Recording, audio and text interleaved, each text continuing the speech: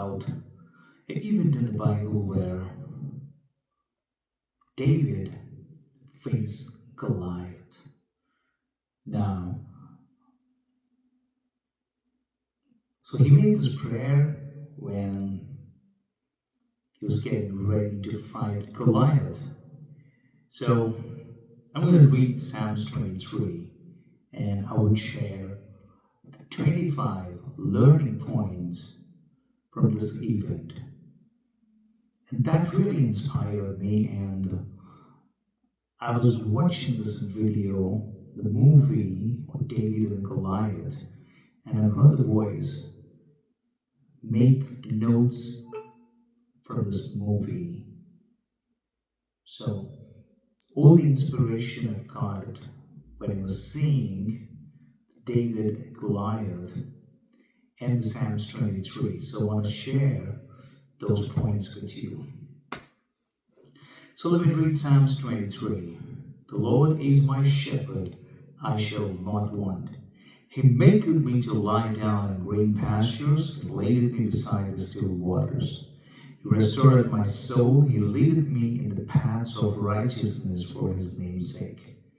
Yea, though I walk through the valley of the shadow of death, I will fear no evil, for Thou art with me. Thy rod and thy staff, they comfort me. Thou preparest a table before me in the presence of mine enemies. Thou anointest my head with oil, my cup runneth over. Surely goodness and mercy shall follow me all the days of my life, and I will dwell in the house of the Lord forever. So I'm going to break down my learnings from Psalms 23, the event where David faces Goliath. Now, so this was a scenario where David see Goliath standing there, yelling at the top of his voice, challenging Israelites, come, I'm going to kill you. There's no one who can defeat me, and I am the God. And the other side, all the Israelites were terrified. There's no one who's dared to go against him or fight him. So king and the commander are asking, is there anyone who can go and fight this giant? No answer. And then the king says that I'm going to give my daughter and half of the property. Is there anyone who can fight? So they all were murmuring, what's the use of a daughter and the property if we go and die? So all of these soldiers were skillful soldiers. They won many wars. But there was no one to face Goliath. Now, what happened was, that was the last border where Philistines were standing. So once they win over Israelites, they would capture everything everything which is under soul, right? So they started from somewhere, slowly, gradually winning, penetrating, and reach to that point where they can enter into His kingdom. Now, so out of all these incidents, to David, who is the son of Jesse, the youngest one, and he was anointed by prophet, and the brothers, exactly how the brothers of Joseph felt that why a shepherd boy was anointed. I don't know, that old man was talking about that he'll be the king, where I'm more skillful, I'm the elder, I'm strong, I'm good, I know how to fight battle, wars, but how can he be the king?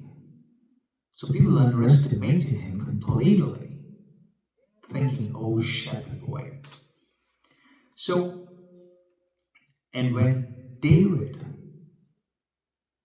wanted to go and fight Goliath, there's none who believed him. People criticize. The brother says, get back to home.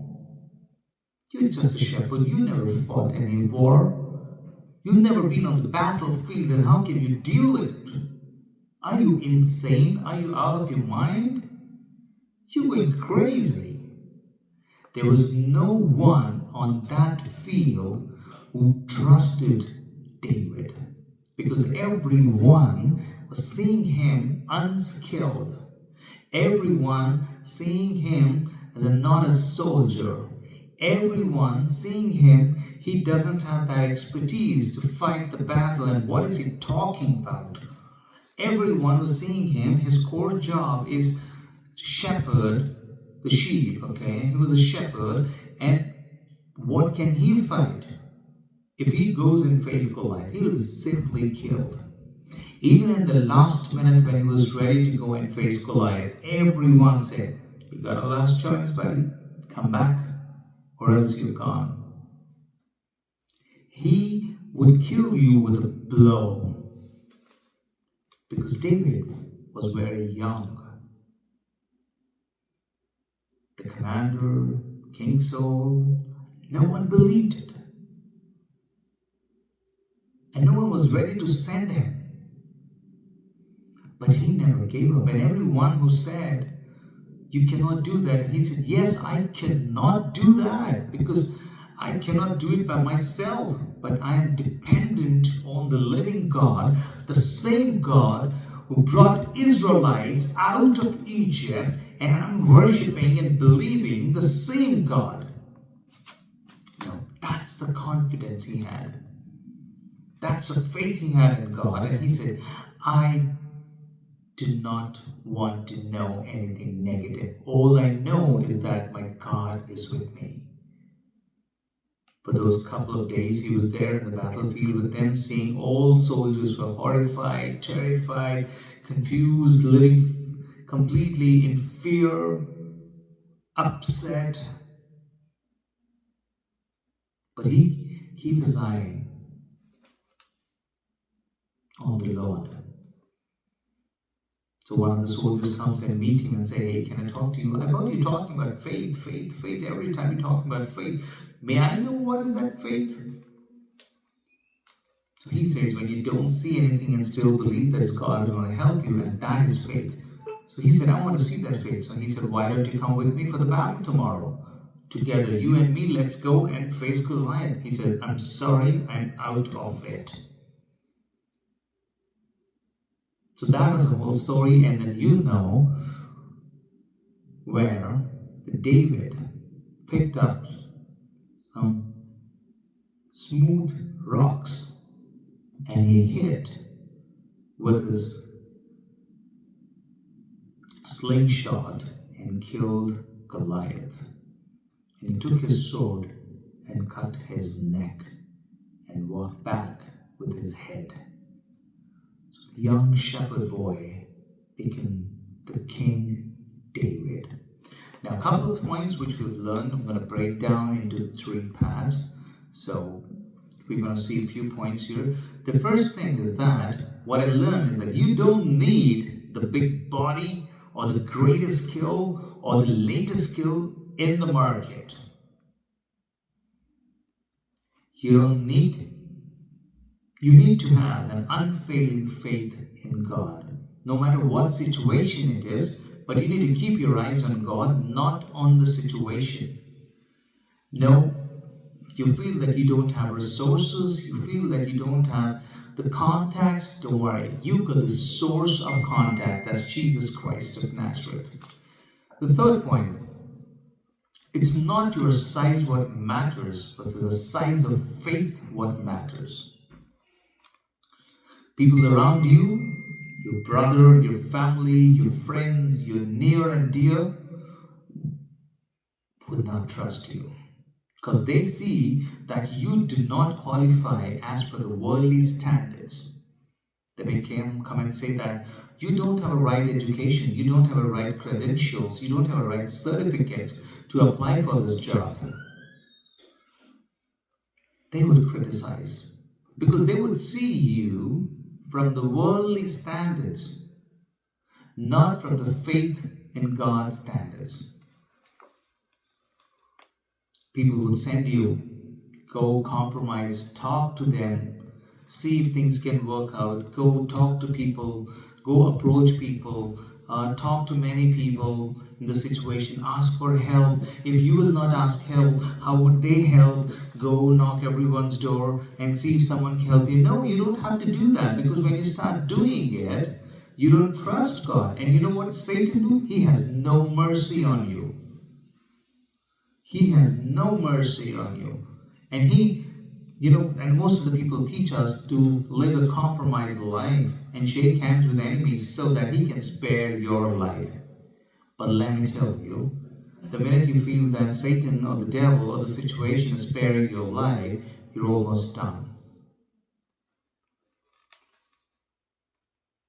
People you'll find around you who once trusted God, they trust God so much, but when there is a situation, they would always say that, oh, you need to take a decision right now. No one would encourage you saying that. Why don't you trust God? Why don't you pray to God? Why don't you have faith in God? No matter what situation is that, you want to trust God.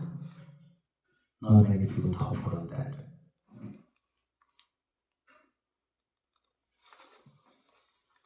But David has a trust in God in every situation. When he was a shepherd boy, when the bear attacked, he had a faith in God that he would help him to kill the bear.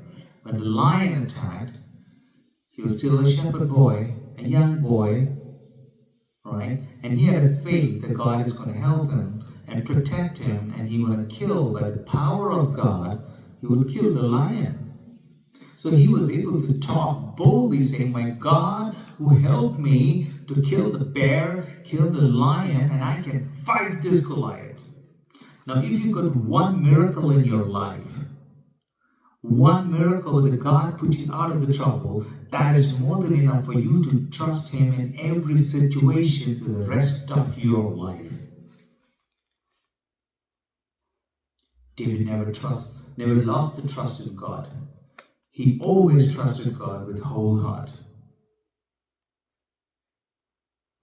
David did not fight Goliath to win the war. Why did David fight Goliath? What is the purpose of his fight? His main purpose of the fight was this giant Goliath was saying, I am the Lord. There's no one who can defeat me. I am the God.